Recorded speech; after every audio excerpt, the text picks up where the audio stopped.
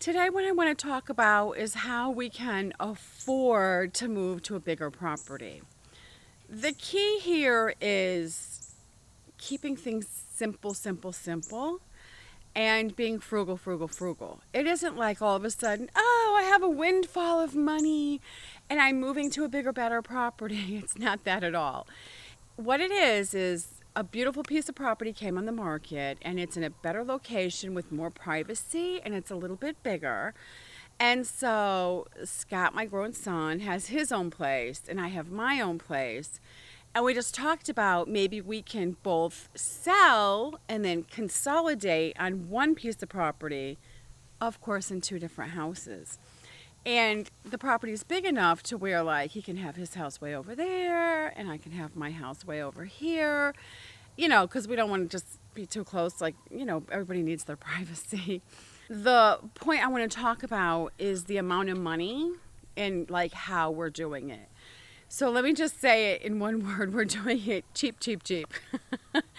Of course, we're going to be, like, kind of starting from the bottom again and then, like, slowly building up the homestead. It's a sacrifice we're willing to make, even though it is, like, so much work and it's a big commitment. But it just feels like, it's time to do that and then just be, like I said, on a bigger, more private piece of property. We do like our solitude and just to be with nature and, all that stuff. It will also save money on, hay and feed for the horses, and the animals will have a little bit more space, which the way I have them now is perfectly fine. They're perfectly healthy. It just costs a little more because I'm buying all my hay. And then moving to another property is a consideration because in the long run, it'll just save money over time, which of course is a plus because I love being super frugal.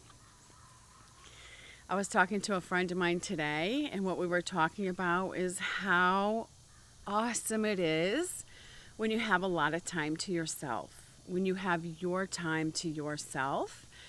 It's just so worth every effort. Like I was saying, how I would rather be super, super frugal, cheap frugal, just is super frugal, downsize, downsize, downsize until I'm just kind of like, I want to say the bare minimum, and yet have more time to myself. Like I will sacrifice all the material possessions, all the stuff for more time for myself. To me, that's the most important thing. And I just think you enjoy life so, so, so much more if you can make that sacrifice. I know there's some people that can't. Like, they just love their stuff, and that's joy to them in life because everybody's different. But to me, having my time to myself is the key and the most important thing. So for me, the sacrifice to downsize and be frugal is like so worth it. A lot of people think like I have tons of money all of a sudden or something, which couldn't be farther from the truth.